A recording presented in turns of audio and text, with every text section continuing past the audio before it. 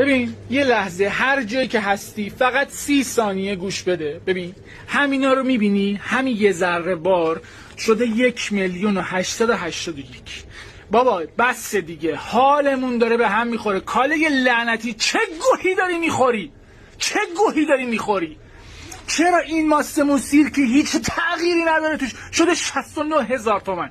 اون آنا چیه؟ اون پنیر آنا چیه 115,000 تومن؟ چرا 1 لیتر؟ اصلا داغونه واقعا، اصلا داغونه.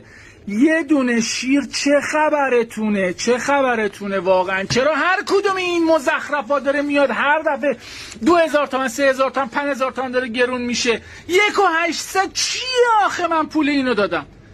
به قرآن قلبم درد میکنه.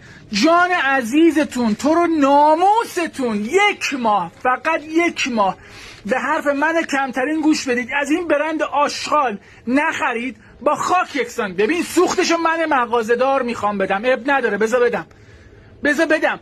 من جواب بچم و جواب خانوادم و چی بدم وقتی نتونم اینو بخرم؟ بابا نخرید این آشغالو، اب نداره، بذار رو دست من مغازه‌دار باد کنه. بابا الان اگه یک عده‌ای بیان بگن نه یه عالمه کارگر بیکار میشن، آقا جون من 1,000 تا 2,000 تا 3,000 تا کارگر بیکار بشن. 80 میلیون ایرانی نمیتونن لبنیات بخورن. تعیین کننده قیمت این لبنیات آشغال کیه؟